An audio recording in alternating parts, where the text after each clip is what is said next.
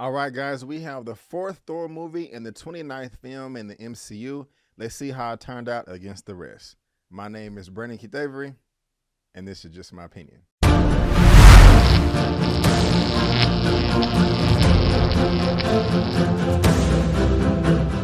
Hey, what's going on, everyone, and welcome back to another episode of Just My Opinion for my Thor Love and Thunder non-spoilery review.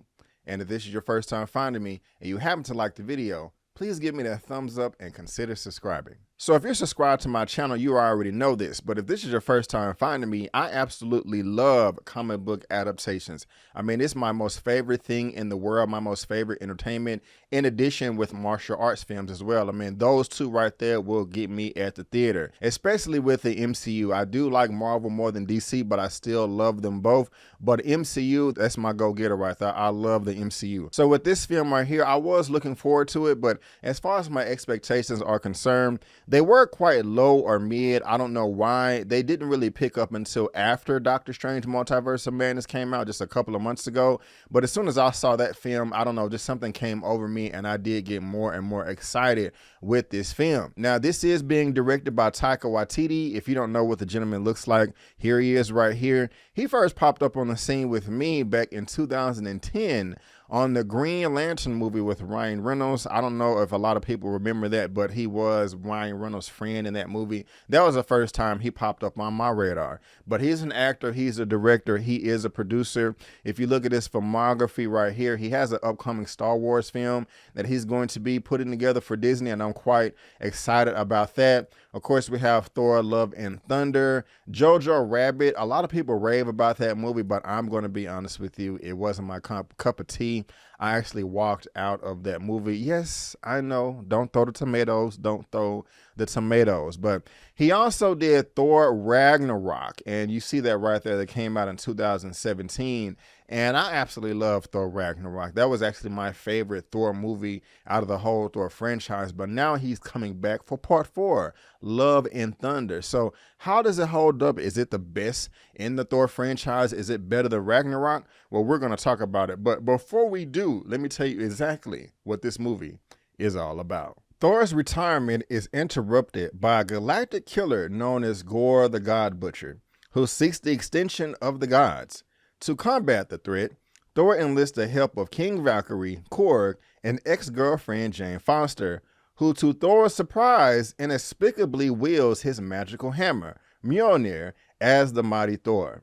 Together they embark upon a harrowing cosmic adventure to uncover the mystery of the God's Butcher's vengeance and stop him before it's too late. So when it comes to Love and Thunder, I really did enjoy this film. I had a lot of fun with it. It has a nice upbeat tone. It's a lot of fun. And for the most part, if you did like Ragnarok, you're going to like Love and Thunder as well. Taika Waititi is crazy with his sense of humor, and that is splattered all over this film like it was in Ragnarok. And I did enjoy that, you know, for the better of this film. The next thing that I really liked about this film is Thor himself, the titular character. Out of all of the Avengers, out of all of the whole team of Earth's mightiest heroes, in my opinion, he is the one that lost the most, and he is still going through that in this movie. And I like how Taika Waititi tackled his character, just showing how much pain he's in right now, but at the same time, he's trying to have a good positive attitude and move on and proceed with the future. He can't do anything about the past. It's still haunting him, but he's just doing the best he can to kind of truck along and keep a positive attitude. The journey that Thor is going on right now is very, very interesting. And what I also like about this movie is Taika did a great job of summing up the story if you've never seen any Thor movie or any MCU movie before this. Now, of course, you will have a better understanding if you've seen all 28 other films and all the Thor films, but if you haven't, if this is your first time going into this, I'm actually surprised how well he did of summing everything up as far as Thor 1, 2, 3, and everything that's happened in the MCU as far as the Avengers and everything. He did a great job there. So if you've never seen anything before, or you want to recommend this movie to somebody that is not entirely caught up, I think they will have an easy time of understanding the plot and the story without getting too lost. And just going back to Thor, I mean, he's doing the best he can, but he is still hurting inside, and it's very, very obvious. And the way that he tries to use comedy to hide his pain is brilliant. I think that's something that we as human beings can really relate to when we're going through something, or if we're in an awkward position. Some people like to laugh it off and kind of giggle through their pain. That's exactly what Thor is going through, and that is even heightened that much more when Jane Foster comes in the picture. Now, I loved her in this movie too. I will be honest, when she showed up at San Diego Comic-Con, I think in 2019, on the stage where Taika Waititi leaned on one knee and handed her the hammer, I gotta be honest, I wasn't feeling that at all. I was kind of like, oh my gosh, this looks whack as hell. I am not convinced by this. I really didn't like the character of Jane Foster in the first two Thor movies. She was kind of, I don't want to say annoying to me. It's just, I just didn't really like her character. I didn't really enjoy the relationship or the lack of chemistry between Thor and Jane. I mean, the actress Natalie Portman is a fantastic performer. I'm not trying to take anything away from her, going all the way back to Black Swan. I mean, she's amazing, but it was just something about her that I wasn't feeling in the first two Thor films. And when I found out that she was not in Ragnarok, I was happy, and I was disappointed again when I found out that she was in Love and Thunder. But I will say, guys, she was incredible in this movie. She was one of the highlights. I liked her character. I liked the way she looked. I liked the strength she had, the drive, the smarts, all of that. I felt for her character too. I mean, she was great in this. I loved the whole outfit. When she turned into the Mighty Thor, she was able to beat ass, and it just goes to show how much training and how much she worked hard to fulfill the role and come across as a physical threat. Because her standing next to Thor, it didn't look like crap at all. It looked real. I mean, it looked authentic. She looked Asgardian. She looked like a badass, and I like that. And she's also smart too. And what's great is when you have these two characters that link back up because they was parted ways in Thor 3 Ragnarok, I really did enjoy their relationship. That's what was absent from the first two Thor films, that while they came across as friends, you know, or just acquaintances in those films, in this, they seem like a couple that really has something special, and unfortunately, they just happen to get away from each other. I did not go into this movie thinking that I was going to be attached to these characters this way or care about them as much, and I was just surprised with how much I cared about their relationship and wanted them to flourish. It was just really cute, the banter between them going back and forth, just trying to determine who broke up with who and whose fault it was and who was it wrong and all that good stuff. It's the normal things that we all go through in our relationships, and it was just nice to see that on screen with a human and an Asgard, and it made for great entertainment. It was also interesting how Jane got her powers and became the Mighty Thor. They could have fleshed that out a little bit more, but for the most part, it did work. And it was just also nice the contrast between Jane Foster's character of showing her as the Mighty Thor who is strong and confident, but going back to her human self where she's not that strong and she's weak, dealing with some type of illness possibly. As far as the Guardians of the Galaxy, of course, they are present in this film. The last time we saw them was at the end of Endgame when they go off with Thor. And going into this, you know, I could have sworn that Guardians of the Galaxy 3 was supposed to come out before Thor Love and Thunder as far as the timeline is concerned, but we know that James Gunn was fired and then rehired, and that was a big mess right there. They are present at the very beginning of this film, and they're fine. I didn't love them in this movie, but I didn't hate them either. They kind of seemed more like ghosts, but there was a few lines of dialogue that they had, especially with Thor, that you are going to get a lot of laughs out of, but for the most part, their presence wasn't that felt, but that's not a knock or anything. You know, they were a decent addition to this film too. Now, as far as Gore, the God Butcher is concerned, Christian Bale, yes, Christian Bale, the good old Batman from the Dark Knight trilogy. He was amazing in this film. A lot of people are saying that this is the best villain in the MCU. I would not go as far as that, but he is a great villain in this film. I was able to sympathize with him just a bit. I did feel sorry for him, and I could feel his pain and frustration that he did have with the gods. He had a very valid reason of being angry and upset and just kind of wanted to go ham and kill everybody. I mean, the acting was really great coming from Bale. I mean, I was like, oh my God, this dude right here is really bringing it, you know, on screen. I mean, I felt all of his conviction and everything. And I mean, I actually felt sorry for his character. You know, I was like, damn, I mean, this guy is really going through it, and this belief system that he's had all of his life about what the gods can and cannot do could be to his detriment. And so they did a great job there. I love the makeup. They did a great job with the makeup too, because there are different shades of his character in this film. And I want to say that kind of goes with how much he's powered up or down, or the mood that he's in at the current moment. But I did love all that too. And he is pretty strong. He was a nice, worthy foe for Thor, the god of thunder. I like that. All the battles, all the action. He did a great job there too. Korg and Valkyrie are fine. They're just supporting characters in this movie. I like Korg a lot more than I liked him in Ragnarok. For some reason, he just kind of got on my nerve in that movie. I don't know if it was just too many jokes, but I did appreciate his character a bit more in this film. And like I said, there's nothing too much about Valkyrie, but I like Tessa Thompson. She's never done me any wrong in any film, so she was a great addition to this as well. And I did enjoy all the humor in this movie too. I laughed a lot. There are a lot of jokes in this film, especially with the first like 30 or 40 minutes. It's just joke city. They also have these goats that are pretty prominent in the trailers and in the movies as well. A lot of people are talking about the goats. I laughed a little bit, but you know, at one point in time, it did become a little bit too much, but not to the fact that I'm just not enjoying the movie anymore. I didn't want to see them. The director could have just dialed it down just a little bit, and it would have been better. And we got to talk about Zeus, who's being played by Russell Crowe. You know, he's flicking his wrist just a little bit too much in the trailers, exposing Thor and all of his goodies. And to be honest, I am on the fence with Zeus. I did not like his character, but I did not love his character either. He was just a bit too jokey for me.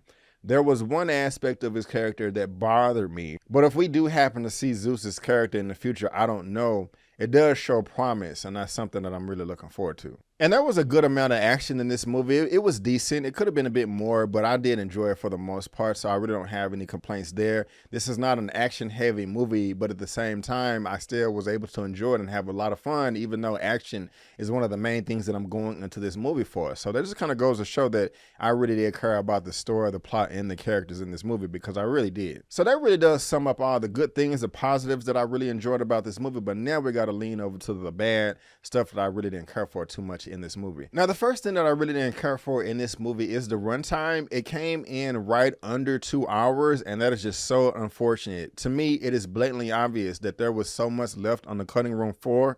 This movie could have been an easy 20 to 30 more minutes longer, and I would have enjoyed it. I would have ate up every minute. And with the film being too short, there are so many great things in this movie that has to do with Thor's relationship with Jane and Gore the God Butcher. While I did enjoy all those aspects, I wanted a bit more of each of them. I wanted more of Gore. I wanted more of Christian Bale. I wanted more of Thor. I wanted more of Jane. I wanted more of their relationship. I also just wanted more of the exploration with the gods. Gore the God Butcher is just going around murdering all these gods, but at the same time, they kind of sum over that. I want to know the significance of each god that he killed, how they killed him, or even just show us on screen one of the deaths. We don't get to see him kill any of the gods, and that's just unfortunate. It's just a missed opportunity, in my opinion. I mean, the whole film doesn't have to center around him just showing him killing everybody, but can we at least see one death? Everything is off screen, and we're seeing the aftermath of it, and that is just really disappointing, if you want to ask me, in my opinion. Also, in the trailer, we know that Gore has the Necro sword. They show that. That is not a spoiler. However, I thought it was far too convenient the way that he got his sword. That was a pretty big bummer to me. They should have drawn that out a bit more, and I just didn't really like that at all. The film was beautiful. I forgot to say that on my good part. Like, the whole film was beautiful, top down, up, left, right, in and out. Also, there was a lot of jokes. I said this before, that it came over from Ragnarok. I'm thinking of it right now, but I don't want to spoil it for you. So all that's good. The film did look beautiful. However, there was one scene to where the CGI was just a little bit bad. When Jane came back, I didn't really like the monsters in that scene. The CGI did not, it was very underdeveloped in my opinion. They should have fleshed that out a little bit more. And the last really thing that I didn't like, I mean, the movie is funny. It had a lot of jokes, but there was just one joke in there that they put in to cut the tension, and I just kind of thought it was unnecessary. Like I said in my straight out of the theater reaction, is in Doctor Strange 1, where Stephen Strange is about to go into the final battle, the third act, to fight Caecilius. He's looking in the mirror all badass like, and his capes comes on, and and then just starts wiping his face, it cut the tension. It just erased the badass moment. It's kind of something like that in this movie too, but not as bad, but I was able to get over it for the most part. All right, guys, still make sure that you stay for the post-credit scenes. There's a mid-credit scene and an end-credit scene. And I will say that both of them have some significance to them. And just to sum everything up, guys, before I give my rating, I mean, I really did have a lot of fun with this movie. And if you were to ask me which one I like more out of Thor, Love and Thunder and Ragnarok, right now I'm going to lean with Love and Thunder. The reason why I say that, and it's a very close race, is I had expectations with the Hulk in Ragnarok, and I was really disappointed with that, and also with Surtur, the fire demon. As far as Love and Thunder, I didn't walk out disappointed. Nothing, upset me the way it did with the handling of Surtur and the Hulk and Ragnarok. And so I didn't walk out slightly disappointed like I did that film. I had fun with both, and they have a similar tone. But if I had to pick one, I will say Love and Thunder. And I may have even enjoyed Love and Thunder more than Doctor Strange 2, The Multiverse of Madness. I mean, this was a lot of fun with a great balance of action. And I was surprised with the amount of emotional weight that this movie did have, and the amount that I did care about the characters, not just Thor and Jane, but as separate individuals, but them as a couple that was missing from the first two films. And I really did love Gore the God Butcher. I just kind of wish we would have had more of all of those aspects right there. Now we'll give my rating for this at the very end of the video, but for now, that is just my opinion, and I want to thank you so much for tuning in. If you did enjoy this video, please go ahead and give me the thumbs up and subscribe to the channel, helping me reach my next milestone of 40,000 subscribers. And I'm not just going to tell you to subscribe without giving you a reason why. Reasons why you want to subscribe to my channel is you're going to get movie reviews, spoiler movie reviews, and I'm going to come back to this.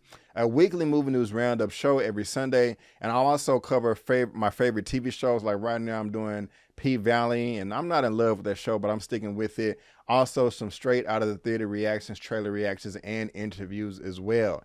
And right here, guys, you see my spoiler movie reviews. I got Spider-Man, Batman, and also Doctor Strange and the Multiverse of Madness. I want to let you guys know that we already recorded our spoiler-filled review for Thor, Love and Thunder, and it is 2 hours and 14 minutes. And I shot that with Eman, with Eman's movie reviews, and also Elliot with movie files. Here goes Elliot with movie files right here, and also Eman with Eman's movie reviews. We already recorded that spoiler-filled review that is going to release Thursday, July the 7th, as soon as the first showtime for Thor, Love and Thunder comes out. So make sure that you checked it out, because we're going to be spoiling that thing up, down, left, right, in, and out, all that good stuff. So as far as my rating is concerned, for Thor, Love and Thunder, I will give this film I'm not going to tell you out of 10, because I left that in my spoiler review. So you're going to have to come back and check out our spoiler review if you want to know my rating for Thor, Love and Thunder out of a 1 out of 10. It's probably popping up on the screen somewhere right here. So go see the movie,